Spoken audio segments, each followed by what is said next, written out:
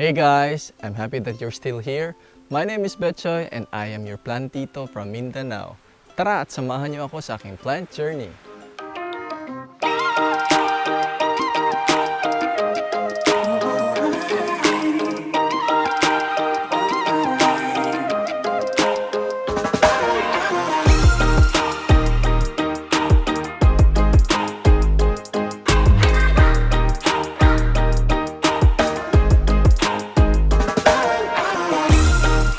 And to those who are new to this channel, please don't forget to subscribe and click on the bell notification para maging updated kayo sa mga latest videos ng Bechoy Vlog. I know guys, it's been a while since we've had our last video and I think I owe you guys some explanation as to what really happened. Actually, nagkaroon ako ng problema with my YouTube account for the past 2 months and fortunately naman, na-resolve na ito ngayon and everything is smooth sailing na. And during those times then, I was a bit busy with work and personal stuff pero hindi pa rin nawala yung pagiging plantito sa aking kaloob-looban. During those times naman, I was still taking care of my plants and of course, propagating some of them. To those who took time to reach out at nag-send ng mga messages sa ating social media accounts sa Facebook, sa YouTube at saka sa Instagram. Thank you po sa inyong concern. I am actually 100% healthy and fine. Wala po akong health issues or whatever. Nagkaroon lang talaga tayo ng problema with my YouTube account. And from now on, we will be back with our regular vlog. And to jumpstart our episode for today guys, there is no better way than to showcase and share with you yung mga plants na na-acquire ko this past few weeks. At sobrang happy ko talaga guys kasi itong mga plants na I will be sharing with you, most of them are part of my plants na mga wishlist. And I am also proud to share with you guys na yung pinambili natin ng mga plants na ito, actually, katas na ito ng mga pagbebenta ko ng mga propagations ko ng mga plant. So at this point, very sustainable na po yung ating plant collections and I don't have to shell out much cash na para makapag-add tayo ng mga plants sa ating collection. So guys, this is actually one of the tips and advice na mai-share ko sa inyo sa ating ibang mga plantitos and plantitas. Alam naman natin guys na at this point, hindi na talaga biro yung mga prices ng mga plants. So yung pagpo-propagate and pagsasell ng mga plants is isa sa mga sustainable talaga ng mga advice na maibibigay ko sa inyo. And for our first plant sa ating plant haul today, ay itong Philodendron na Black Cardinal. And this is actually part of my wish list when I've had my wish list for 2021. And ever since nag-erupt yung plandemic last year, itong Philodendron na Black Cardinal ay isa talaga sa mga plants na gustong i-collect ng mga plant collectors at isama sa kanilang mga plant collections. Even though this plant is called a Black Cardinal, pero yung totoong kulay niya guys, it's not black but it's very dark na burgundy. And at a distance, parang black talaga siyang tignan. And I'm sure also when you are seeing this in the video, you can point out naman or highlight na hindi talaga siya black but it's very deep na burgundy na color. And I got this Black Cardinal from an online seller from South Cotabato and I already opted to get this bigger one para agad ma-appreciate natin yung beauty. And gusto ko rin i-point out guys na sa mga live sellings kasi ngayon, maraming mga sellers na nagme-mention na yung Black Cardinal nila ay local, it's not imported. Kasi for the past few months, nagsisidatingan na yung mga Black Cardinals na imported na galing ng Thailand. And this Black Cardinal that I've got guys, this is a locally grown and siguro madidistinguish naman natin kasi yung based on what I've seen, yung mga imported o yung galing ng Thailand na mga Black Cardinals, medyo narrow yung kanyang mga leaves as compared to this one na medyo roundish. And I got this plant at the price of 6,000 pesos and I just got this one earlier this week. So if notice nyo, medyo droopy pa yung mga leaves niya because it's still trying to acclimate in my area. So here is a closer look of our Black Cardinal. Currently, meron na siyang 6 leaves and meron na ring isang palabas na dahon. And a little bit of trivia lang guys about Black Cardinals. Yung kanyang pinakabago na mga dahon, they actually come out as dark red and then intermediate color niya is somewhat itong dark na burgundy. And eventually, as it matures na, nagiging deep green na yung kanyang color. And the next plant on our plant haul is this Philodendron Golden Jungle Fever na variegated. At pinsan, tinatawag din ito na snowdrift. I got this plant from the same seller ng ating Black Cardinal at the price of 5,000 pesos. I actually decided to get this plant because lately, nanonotice ko na yung jungle fever na variegated ay isa na sa mga plants na nagiging in demand. Yung story naman about this jungle fever na variegated, yung mga pinakabagong dahon niya, it will start as lemon lime yung kanyang color, and then eventually yung intermediate color niya magiging light green, and then as it matures na or yung magiging luma na yung kanyang mga dahon, magiging dark green na ito. And also, what makes this plant unique is yung kanyang mga variegations. Let's just try to see here if you can mapafocus natin sa camera. Yung kanyang mga variegations ay actually dark green. Ito guys, i-point out lang natin dito. Ito yung kanyang green na variegations na parang mga splashes of green on the lemon lime color ng mga leaves.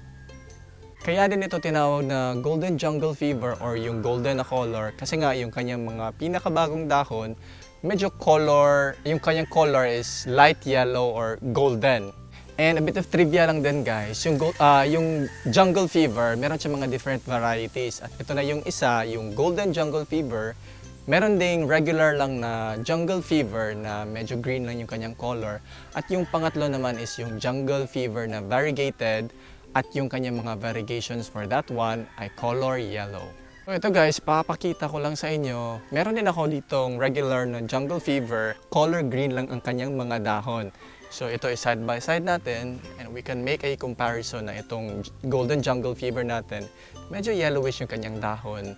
At for the regular naman ng jungle fever is dark green yung kanyang mga kulay. And the next plant naman guys on our plant haul today is this giant na Philodendron Prince of Orange. Actually meron akong mga Prince of Orange pero ito, kaya I decided to get this one is that nagandahan ako dito kasi sobrang laki na niya guys, and yun nga, giant na siya and napakarami na niyang leaves. So I got this plant from a local seller lang dito lang sa aming city at the price of 3,000 pesos. So what I really like about this Prince of Orange is that para sa akin, I think isa ito sa mga underrated talaga ng mga plants kasi iba din yung gandang na ibibigay niya or tingkad na ibibigay niya sa ating mga garden. What makes this plant unique is that it starts, yung kanyang pinakabagong dahon, it will start as color orange o kaya nga tinawag siyang Prince of Orange, and then eventually as it matures na, nagiging dark green na siya. And here is a closer look of our Prince of Orange, and you can see it here na itong color orange na dahon. Ito yung kanyang pinakabagong dahon, and sa ngayon meron na siyang 9 leaves at meron na ring isang pang-10 na papalabas. So what I really like about this Prince of Orange is that nagiging stand out talaga siya pag itinabi mo na siya sa ibang mga plants kasi yung kanyang pinakabagong dahon, yun yung nasa-stand out sa kanya, yung pagiging kulay orange niya. And this next plant naman sa ating plant haul is another philodendron, and this is a Black Majesty. And if you can see it here guys, medyo similar yung kanyang color with our Black Cardinal, and in fact yung kanyang transition din, it starts as medyo dark yung kanyang color na burgundy, and then eventually kung nag-mature na yung kanyang mga leaves, nagiging dark green na rin siya. So basically parang same lang talaga siya with Black Cardinal, but then this plant, this philodendron is a trailing type, and then yung shape naman ng kanyang leaves, it's a bit narrow as compared to the Black Cardinal. And I also got this plant from a local seller lang dito lang din sa amin. And meron na siya ngayong 7 leaves, and then isang papalabas na rin. Actually lumabas na siya guys, and baka mag-unfurl na ito in the coming days. And guys, ito na yung ating next plant for our plant haul, and this is another variegated na philodendron, and this is our variegated Philodendron giganteum, or also known as blizzard. And ito guys ha, hula ko lang ito, and this is just based on my personal opinion, and I may be wrong about this one, and also pwede din naman ako i-correct if mali ako with this one. I think kaya tinawag itong blizzard kasi yung kanyang mga variegations ay parang it somewhat depicts to that of a snowstorm, which is hindi naman natin na-experience ito sa Philippines. Baka makikita natin sa mga videos or sa mga movies. So, the way I see it, yung kanyang mga variegations, para siyang snowstorm talaga na dami-daming white splashes sa kanyang mga dahon. Ito guys, I got this at the price of 3,000 pesos and nakuha ko lang ito from a local seller lang din dito sa aming city. And a bit of trivia lang din guys, if meron tayong ciganteum na variegated na blizzard, actually meron din isang klase din ng ciganteum na variegated but it's not the blizzard type.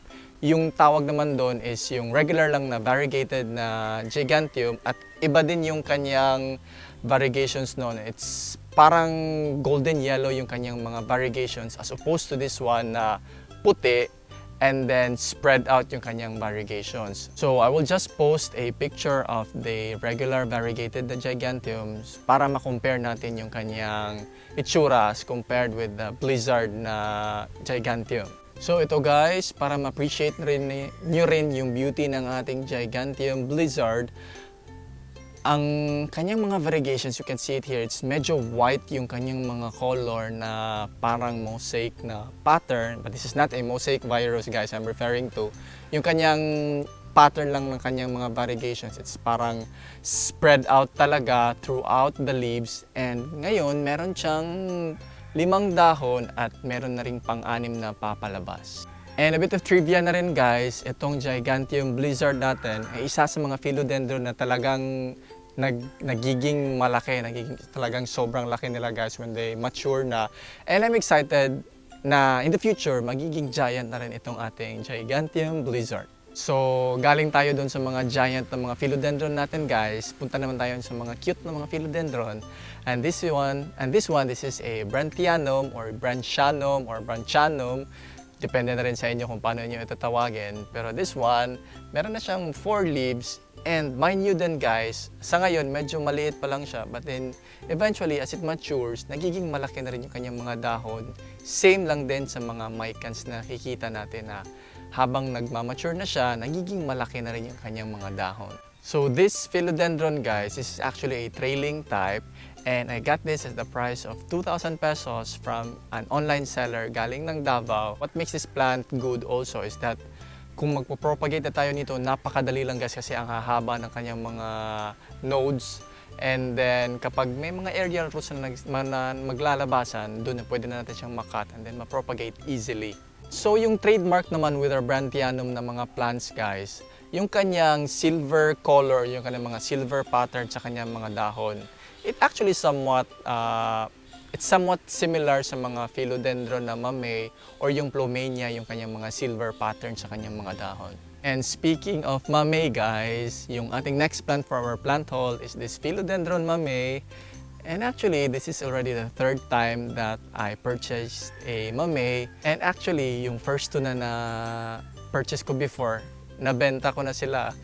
And that is why I decided to get this one kasi ito, medyo malaki na siya as compared to the first 2 that I've got.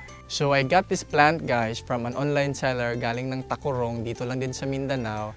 And this was priced at 7,000 pesos. Yung experience ko talaga with my previous Mamei and including this one is that upon arrival, talagang magli-leaf flow siya guys. Minsan nga 2 or 3 dahon yung nalalagas.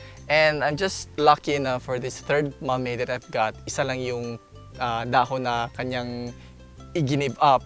And yung trick na ginawa ko actually based on my experiences with the other 2 is that upon arrival, nirepat ko siya using yung loam soil and not the aroid mix. So ito yung na-notice ko guys, itong mga Philodendron Mamei, I think they are very sensitive type of na mga philodendron.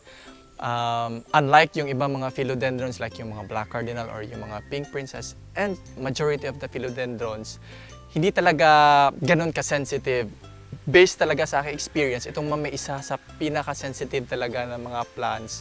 And I think the reason to that is that kailangan nila mag-acclimatize first sa new area na kanilang kinalalagyan. So, I think yung weather or yung environment, yung temperature or yung moisture ng humidity ng area, baka malaki talaga yung factor sa development ng plants. And I'm really happy with this Philodendron Mamei guys kasi meron na siyang 4 leaves ngayon at ito yung kanyang pinakabagong dahon.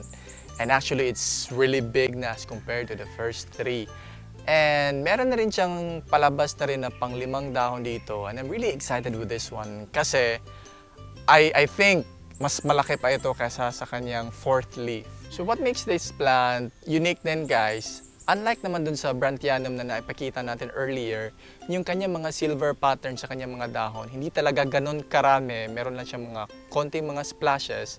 And what's beautiful about this plant also is that yung kanyang almost perfect na heart-shaped na dahon. So it's very sharp and narrow.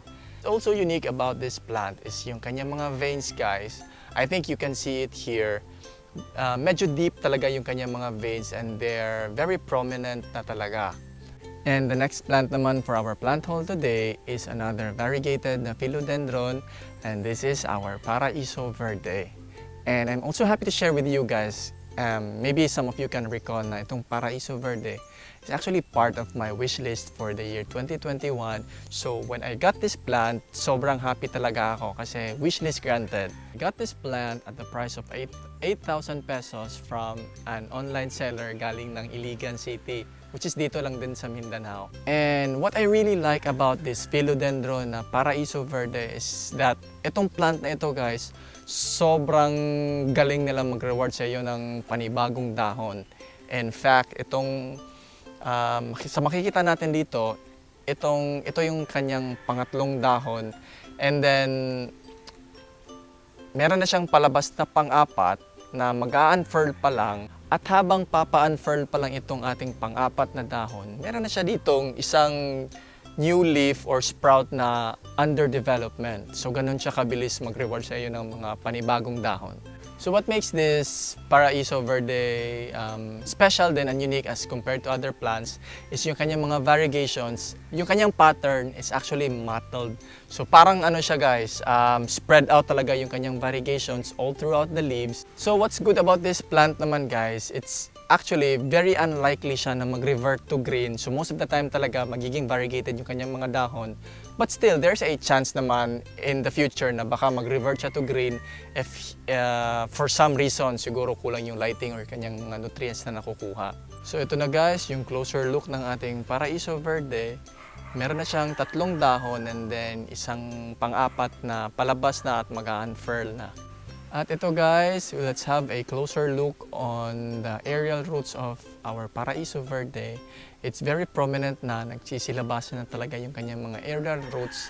And then maybe in the future, pag sobrang lush na nito, pwede na tayong mag-propagate at magbenta na rin. And this is our 9th plant for our plant haul. And this is our Philodendron Plowmanii or Plowmanii. Some of them call this as Plowmanii. Depende na rin kung paano natin ito i-pronounce. And I got this one at the price of 13,000 pesos from an online seller galing ng South Cotabato. Isa din ito guys sa mga plants na collector items talaga. So kaya medyo pricey na rin siya sa ngayon. And also this is part of my plant wish list for the year 2021. So I'm one happy guy again kasi meron na tayong isang plant na naisama sa ating plant collection. I would like to share with you na rin guys. This is actually the second time I bought a Plowmanii.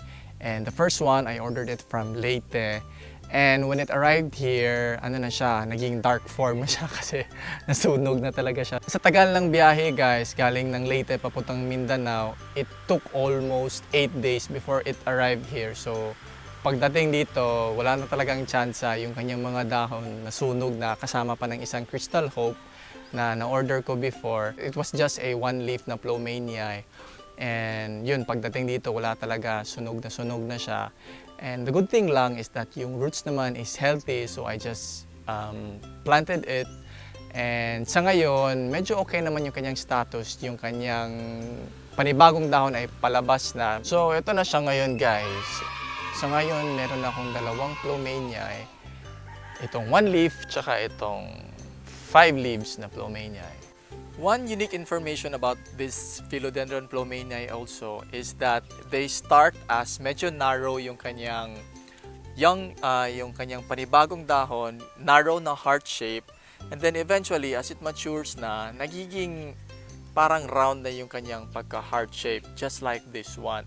So medyo similar sila with Mamei na medyo heart shape. Yun nga lang yung sa Mamei, medyo narrow siya. And then meron din siyang mga splashes of silver dito sa kanyang mga dahon. So guys, tapos na tayo sa mga philodendron ng mga plants for our plant haul.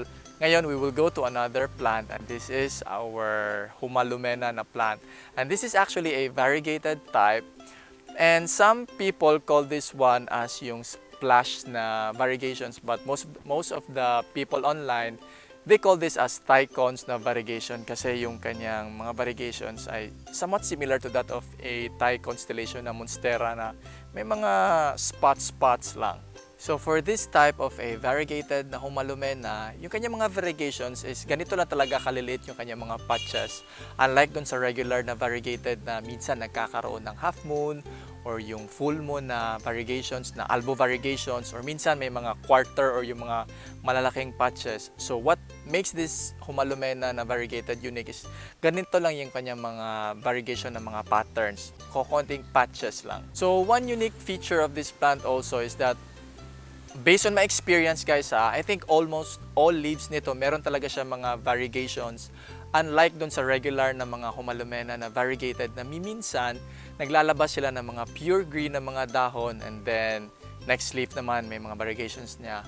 For this type of a Homalomena, based on my experience, that every leaf talaga meron talaga siya mga Thai constellation na mga variegations. And I got this one at the price of 12,000 pesos from a local seller lang dito lang din sa amin.